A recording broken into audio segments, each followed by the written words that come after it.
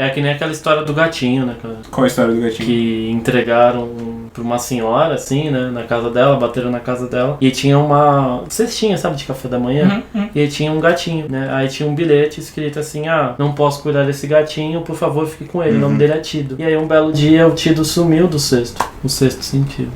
Nossa. Boa. Boa.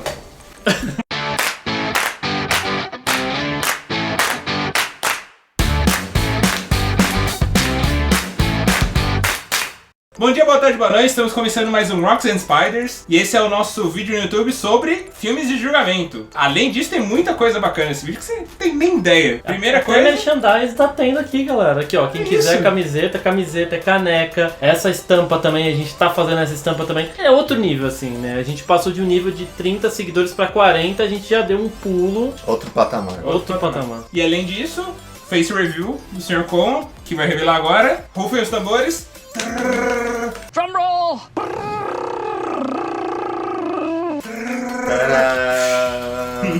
Esse é o Sr. Con. Pessoal, o Paulão me obrigou a mostrar minha cara, então estamos aqui para conversar sobre filmes de julgamento, extremamente animado. E para vender caneca também. Quer comprar sua caneca? Acesse o site www.creedthoughts www.creedthoughts.gov.www/creedthoughts. Check it out. Manda uma DM no Insta. E pessoal, hoje a gente vai falar sobre filmes de julgamento. Nós selecionamos aqui 9 filmes, claro que tem muito mais filmes que são bons também, mas nós selecionamos 9 que nós gostamos muito, que nós queremos falar. E mais um extra que você vai ver no final aí. Então fica até o final desse vídeo pra assistir. Surpresa. Já clica no sininho, clica no inscrever-se. O que eles têm que clicar mais dessa? Gostou? Gostei. Não gostou? E se não gostou, tudo bem, mas pelo menos se você tiver inscrito já ajuda nós. E o primeiro filme que a gente vai assistir, qual que é que a gente vai falar? Qual que é, Sr. Como? Primeiro filme, começando por ordem cronológica, pessoal, é uma lista de 9 filmes, como o Paulo falou, então é 12 Homens e uma Sentença. É um filme de 1957, um filme antigo, só que ele é muito bom, muito reflexivo pra quem gosta de discussão moral, enfim, é bem legal. E eu sugiro também não só ver o filme, mas como ver a peça de teatro. Assistir a peça de teatro é incrivelmente boa. Basicamente o plot do filme tem um menino, se eu não me engano, ele é porto-riquenho, da Costa Rica, alguma coisa desse tipo. Ele tá sendo acusado de ter cometido um crime, de ter matado o próprio pai. E o júri é composto de 12 homens. Então, aí vem 12 homens e uma sentença, onde 11 deles estão muito inclinados a condenar, né, como culpado esse menino, e um deles tem lá suas dúvidas. E o filme vai desenrolando com essa única pessoa que tem as dúvidas provocando gatilhos pessoais e emocionais dos outros 11 homens na sala, até que eles criam uma certa empatia, para uma dúvida no ar se aquele menino de fato é culpado ou não. O filme traz indícios, traz provas de que sim, só que você ouvindo o questionamento daquele homem que tem dúvida, você também fica com dúvida.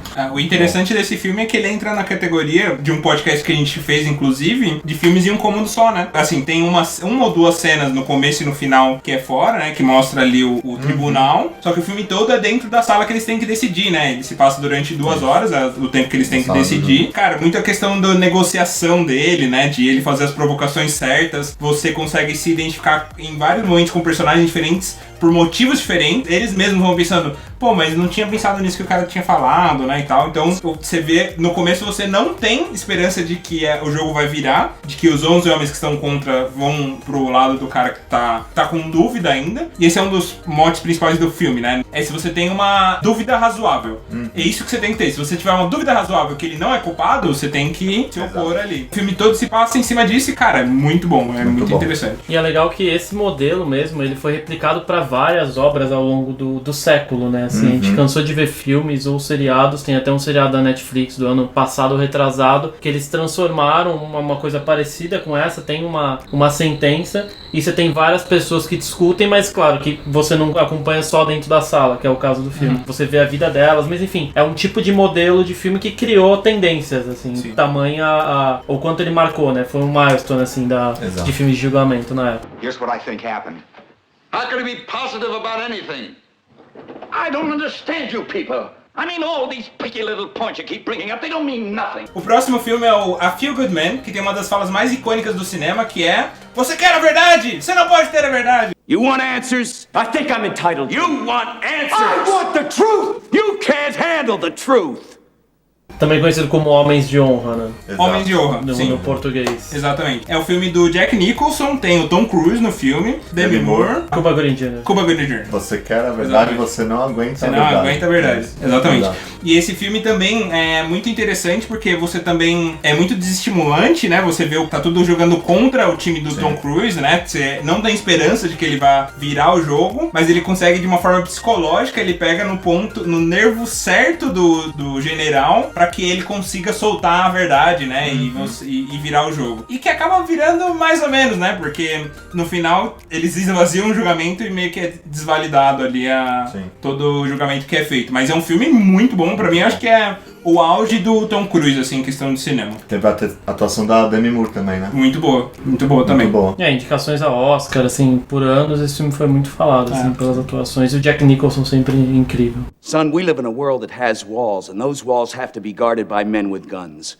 Who's gonna do it? You? Nosso próximo filme, cara, pra mim, o Tom Hanks nesse filme é incrível, o Denzel Washington nesse filme é incrível, e os dois combinados, nossa, é um filme muito bom. É um filme que tem uma fala muito interessante também do Denzel Washington, que é replicada no The Office, que é: explica pra mim como se eu tivesse 8 anos de idade. E eles fazem isso no The Office, é muito engraçado, né, porque ele fala: explica como se eu tivesse 8 anos de idade. Aí ele explica, o cara não entende. Não, me explica como se eu tivesse 5 anos de idade. Ele vai diminuindo o nível. Cara, é um filme excelente, assim... Esse filme entra na categoria de: se você não viu esse filme, assista. Assista. Pare agora esse vídeo, vai assistir o filme. Exato. Deve ter algum streaming ou baixem torrent aí. É um filme muito bom, é um drama muito interessante, né? É a história do personagem do Tom Hanks.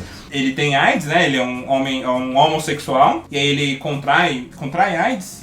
Ele contrai AIDS. E a empresa que ele trabalha, ele é um advogado muito bem sucedido, a empresa demite ele por discriminação, justamente pela homossexualidade e pela doença, né? E ele contrata o Denzel Washington pra defender ele nesse caso, né? Ele é um homem muito elegante, assim, né? O personagem do Tom Hanks é um homem muito elegante, muito culto. Mostra toda essa questão do outro lado dele, da beleza dele como pessoa, além da doença, né? De você não definir a pessoa só pela orientação sexual ou só pela doença. Então, é um filme muito interessante que quebrou muitos preconceitos na época e quebra até hoje. Eu tenho certeza que é um filme relevante até hoje, né? É interessante que, assim, exatamente no ano de 93 e arredores, né? Você tinha até o Magic Johnson, né? Da NBA, ele não muito longe desse período também, ele assumiu ter HIV, o que foi polêmico. Então, assim, isso começou a ser criado de uma forma mais normalizada, né? Tipo, que pode acontecer. Claro que não é ideal, tome cuidado. Sim. E assim, foi uma época, né? E assim, o Magic Johnson, por exemplo, ele não era homossexual. Então, as coisas foram quebrando e hoje em dia eu acho que a gente tem muito mais clareza, mas marcou a época também. All right, explain this to me like I'm a 2-year-old, okay? Because there's an element to this thing I just cannot get through my thick head.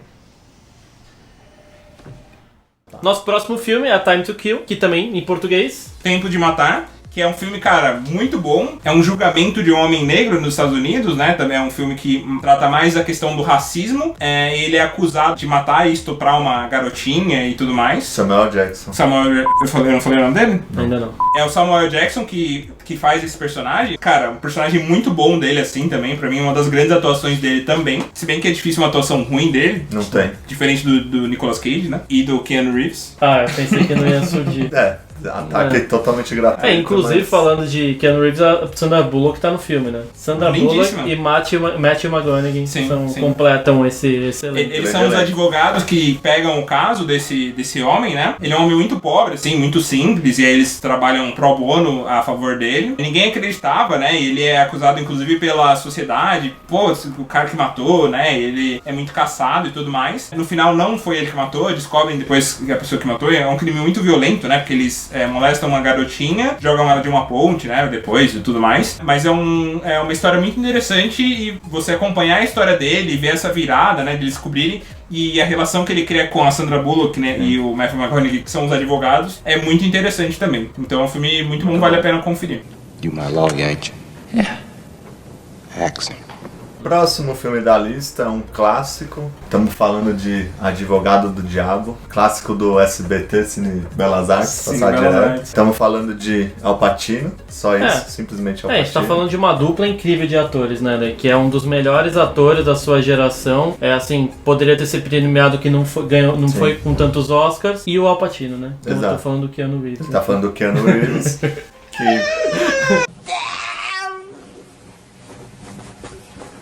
diria meu amigo Paulão, rouba a tela do Al Pacino ali. E Advogado do Diabo é um filme muito bom, muito longo também. Pra quem gosta de filme longo, é um filme extremamente comprido, mas basicamente mostra a história de um advogado de uma cidade pequena, que ele não perdia nenhum caso nessa cidade pequena, então ele era muito competente, ele ganhava todos os casos. E ele é contratado pra trabalhar numa firma de advocacia, uma das maiores dos Estados Unidos, né? Assim, com sede em Nova York, então o cara se mudou de cidade, deu um salto salarial imenso, a vida do cara deu aquele giro de 180 graus, né? Mudou completamente. E tava acontecendo tudo bem até acontecer algumas coisas com a esposa desse advogado, né? Que é interpretada pelo Keanu Reeves, como o DS comentou. E ele começa a perceber que o chefe dele tem algumas coisas estranhas, né? Vamos dizer assim. E aí é incrível ver a atuação do Al Pacino, né? Ele já é um over actor, né? Assim, por si só. Imagina ele interpretando o próprio Diablo, como que ele não se soltou nesse filme. Então, a história é muito boa. Filme tenso de assistir, tem algumas cenas mais fortes, mas a atuação do Al Pacino, assim, é incrível. Ele vai num nível de overactor, assim, absurdo. Ele fica ensandecido, né, nesse filme. Eu nunca assisti esse filme. Esse é o nosso especialista de cinema. Exatamente. Mas são dois filmes que passavam muito no Cine Belas Artes, Sim. que eu vi o comercial 1000 vezes. Acho que o tempo que se somar que eu vi os comerciais, daria pra ver os filmes umas 3 vezes. Mas é esse e o Sexto Sentido. Sexto Sentido. Eu nunca assisti, apesar de ver o comercial todas as vezes. Nunca vi Sexto Sentido. Nunca vi. É que nem aquela história do gatinho, né, cara? Qual a história do gatinho? Que entregaram pra uma senhora, assim, né, na casa dela, bateram na casa dela, e tinha uma cestinha, sabe, de café da manhã, e aí tinha um gatinho, né, aí tinha um bilhete escrito assim, não posso cuidar desse gatinho, por favor, fique com ele, o nome dele é Tido. E aí um belo dia o Tido sumiu do sexto, o Sexto Sentido. Nossa. Boa. Boa. Let me give you a little inside information about God. God likes to watch. He's a prankster. Think about it. Próximo filme, The Runaway Jury. Eu acho que esse é um dos poucos menos conhecidos da lista, assim, porque é meio filme de sessão da tarde ali, apesar de eu nunca ter visto na sessão da tarde também. Porque não é muito recomendado, né? Não, mas não é um filme pesado, pra falar a verdade. É um filme até tranquilo. Daria pra passar na sessão da tarde. Quer apostar na faixa etária que não daria pra passar na sessão da tarde? Não. Mas é Runaway Jury, é um filme com John Cusack, é um filme que lá nos Estados Unidos tem essa cultura, né, de as pessoas participarem do júri de júris de crimes grandes, crimes pequenos, enfim. Júri popular. Júri popular. E geralmente, como é um júri popular, então a população que é chamada pra fazer parte dos júris, né. E o John Cusack é chamado, no começo ele tem toda aquela pegada de não, ele é um daqueles caras que não quero participar e vai meio que contra, e aí o juiz por ver essa postura dele fala, não, só porque você tá indo contra você vai fazer parte do júri. E aí, no decorrer do filme, você vai entendendo que ele fez tudo aquilo de propósito, cara. É um manipulador safado nível 1000, assim. E ele, na verdade, não só tá manipulando o juiz pra entrar no júri, como foi manipulando no decorrer do filme todas as pessoas e direcionando as pessoas pro que ele queria, né, no resultado final. E você, durante o filme, você vai pensando, pô, o cara é um acusão, né, tá manipulando todo mundo e tal. E no final você descobre que ele tem uma causa super nobre e tudo mais, que eu nem lembro porque faz muito tempo que eu assisti o filme. Mas é muito bom o filme, recomendado aí, tem muitos plot twists e tudo mais, então filme muito interessante e vale a pena conferir. Everybody has a secret they don't want you to find. Find something on every one of them. O próximo é um pouco polêmico, né? Como? Polêmico demais. Baseado em fatos reais? Baseado em fatos reais. Pois mas é. assim, é baseado, mas tem bastante liberdade criativa. Ah, sim. O próximo filme é O Exorcismo de Emily Rose. Só uma pergunta, o Exorcismo de Emily Rose entra naquela mesma coisa da boneca lá? Que são os meus investigadores? Não é diferente. É outro universo. É um filme apartado. Aquele é o universo DC e esse é o universo Marvel. Não sei se tá no universo do Emily Rose, mas é só o filme. Puta, ignora esse moleque, cara. Tudo Paulão, nem tudo é Marvel e DC. Nem tudo, Paulão. Exorcismo de Emily Rose é polêmico, porque, primeiro, baseado em fatos reais. É interessante, ele mostra, é o julgamento do padre que fez esse exorcismo. Por que ele tá sendo julgado? Porque, bom, spoiler, vocês sabem que a gente dá spoiler o tempo inteiro. Chegou até aqui, já tomou bastante spoiler. porque a Emily morreu durante esse exorcismo. E no julgamento, ele vai contando com flashbacks a visão da ciência, então o advogado provando que o padre faltou cuidado, era uma pessoa doente, com problemas de psiquiatria, que precisava ser encaminhada para um médico, e aí mostra os takes da Emily como se fosse uma pessoa doente, enfim, tendo problemas de esquizofrenia, se arranhando ela mesma, né, se automutilando, até chegar àquele estado. E o outro time-lapse da religião, né? Então, a história do padre, mostrando cenas bem fortes aí de como, né, ela era atormentada, perturbada por algum demônio, enfim. Voz alterando, enfim, esse tipo de coisa, né? A mutilação não era causada por ela, era causada por uma força sobrenatural. E é bem impactante porque eles mostram, tem um gravador, e aí é real mesmo, a voz dela que o padre gravou, como se ela tivesse possuída mesmo, né? E aí aquela linguagem, né, que ninguém entende, enfim, que aparece inclusive no Exorcista, né, no filme mais clássico. Ela começa a falar coiote azedo, Bragantino, e várias palavras totalmente aleatórias, coisas de maluco. Coisas de maluco. Se você não entender essa referência ainda, você vai entender. Fica esperto. Exatamente. E aí o filme se passa durante esse julgamento, é interessante de ver essa linha da ciência e a linha da religião, como elas explicam as coisas, né? E tem uma fala, como o Paulo falou, né, das falas clássicas, né, que o advogado pergunta pro padre, né, aí é o jogo de palavras em inglês, né, vou falar em português, mas o padre fala, né, eu sou um homem de fatos, mas eu também sou um homem da fé, né, porque é faith e faith, né, em inglês, né? Então ficou bem marcada essa frase aí. Você estava falando, eu estava lembrando do Stigmata, que é um outro filme que tem, só que não tem nada a ver. Então... Não, tem nada a ver. Mas esse filme é doido, cara. O filme é bacana, assim. Ele realmente cria essa dicotomia, né? Fé e ciência e tal, e como você enxerga. E filmes de exorcismo, assim, tem alguns muito bons. Eu acho que esse entra num hall de muito bom, Sim. assim. Tem alguns que são forçados e tal, mas todos seguem o Exorcista lá dos anos 80. Um dos melhores filmes de terror, na minha opinião, fugindo um pouco do tema. E se você não sabe o que é dicotomia, comente aí embaixo. É dualidade. Você é dicionário, mano. Você tá querendo hype, né? Tá bom. Tell me your name, Wicked One. He who commands you is he who orders you thrown down from the highest heaven into the depths of hell. Pessoal, nosso próximo filme é um filme bem emotivo. Ele dá muitos gatilhos de família. Tô falando de O Juiz, The Judge, que tá no Netflix. Com o nosso glorioso Homem de Ferro, né?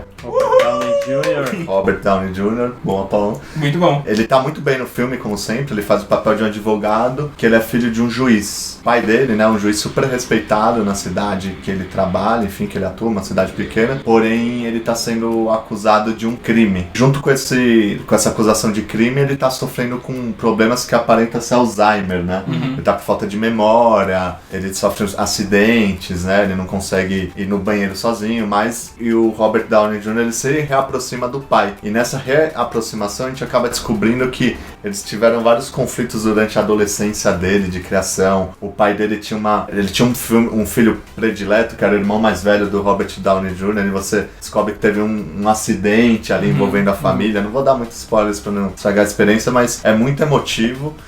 Com certeza dá pra chorar fácil vendo esse filme e eu super recomendo ele. Tem duas coisas pra mim que marcaram muito nesse filme, que tem vários... Acho que pra mim tem várias histórias em paralelo. Uma delas é do Robert Downey Jr., o personagem do Robert Downey Jr., se descobrindo como um juiz, né? Que no final você entende que ele é um advogado bem sucedido e tudo mais. Só que você entende que ele vai pra direção de seguir os mesmos passos do pai, né? Que ele se vê ali naquela posição que tem uma predisposição para se tornar juiz, né? Então acho que essa descoberta dele nessa posição é muito interessante. E como o Robert Downey Jr., ele coloca muito elementos dele mesmo nos personagens, né? Porque eu acho que tem muitos trejeitos dele nesse filme, no Parto de Viagem, por exemplo, que é uma comédia, e no Homem de Ferro, que são muito parecidos, muito característicos dele, sabe? Sim. E o que é muito bom, assim, eu adoro. Até o filme do Fincher, que a gente falou, do Zodíaco, né? Sim, o Zodíaco. Também ele tem ali muitos trejeitos, apesar dos personagens serem muito únicos, ele tem uns trejeitos que fazem, que são marcantes do Junior mesmo. Nossa, interessante citar isso, porque você falando, se você trocasse pra Keanu Reeves, isso seria muito parecido, você falar que parece verdade. personagem. Só que o Robert Downey Jr. é bem feito. Polêmica. Polêmica. Cancela o Paulão. Cancela o Paulão. Mas o filme é bem legal mesmo. mas eu vi ele recentemente e eu recomendo bastante. The infamous Hank Palmer. The jaded lawyer with no respect for the law. Did that just happen? How does it feel knowing every person you represent is guilty? It's fine. Passando pro nono filme, a gente fala do filme mais recente dessa lista, né? O Juiz, que a gente falou agora é de 2014, mas 7 de Chicago, então do ano de 2020, né? Tava figurando no Oscar ali pra ator, pra filme, direção, roteiro, várias indicações. E é um filme que é original Netflix, né? Ele foi lançado pela própria Netflix, vocês encontram lá também. E cara, mais um filme sobre julgamento, e esse muito baseado em fatos reais, no sentido que assim, quase nada, por assim dizer, é mentira, né? São poucos elementos do filme que realmente fogem, mas não estragam a experiência. Se você for ver a história original, você vai ver que ela é realmente bem contada. E o elenco é incrível. A gente tá falando do Ed Redmayne, que ganhou o Oscar por Garota Dinamarquesa, fez Os Miseráveis, Teoria de Tudo, enfim, bastante coisa. É um ator incrível, é um personagem incrível também. Nossa, exato. Muito bom. Então a gente tem também o Sacha Baron Cohen, que é o Borat, né? E você pensa, putz, mas ele é um cara de comédia e tal, mas ele faz um papel meio de comédia, assim mesmo, no sentido um pouco mais humor. E assim, você tem outros atores muito bons. Você tem o Joseph Gordon-Levitt, o Robin, assim, do Batman, que a gente já comentou, mas fez alguns papéis legais também. Do Nolan. 500 Dias com Ela, por exemplo. O Robin do Nolan. O Robin do Nolan. Enfim, você tem vários atores legais, a gente tem até algumas participações rápidas, assim, mas o filme, ele basicamente trata de um julgamento em 1968, próximo ali à Guerra do Vietnã, porque vários soldados estavam sendo enviados, né? Você teve uma movimentação de soldados americanos pro Vietnã em massa, muita gente morreu, né? E exatamente o que aconteceu foram protestos, né, do público mais jovem, ou não, enfim, de todos os lugares dos Estados Unidos, contra esse envio de soldados. Então era um protesto de assim, vamos parar de matar nosso povo. Essa guerra não tem sentido, etc. E num desses protestos, que era para ser um protesto pacífico, deu errado, né? Teve toda uma questão da polícia mesmo, que agitou algumas coisas, e eles resolveram pegar 7 bodes expiatórios. Não necessariamente bodes expiatórios, porque eles eram líderes de movimentos, né? Acho que o filme é muito interessante porque ele trata muito disso. Tipo, quais eram os movimentos que estavam acontecendo? Tinha o líder do movimento estudantil, o líder do movimento hippie, tinham pessoas, tipo, normais e tudo mais. E uma coisa que eu achei muito interessante nesse filme é que eles mostram esse festival, né? Tipo, eles até fazendo pitch lá pra prefeitura, né? Não, a gente vai fazer um festival com pessoas fazendo loucuras na rua e tudo, shows o dia inteiro e tudo mais. Que era realmente protestos que aconteciam, né? Dos hippies. E eu achei muito interessante que essa história se passa previamente a Woodstock. Então, um pouquinho depois do julgamento e tudo mais, aconteceu o Woodstock, que é justamente o que eles falaram. Vão ter pessoas peladas rolando na lama, pessoas fazendo batucadas, só loucuras acontecendo tudo pela paz e amor, né? Então, eu achei isso muito legal também, esse joguinho que eles fizeram.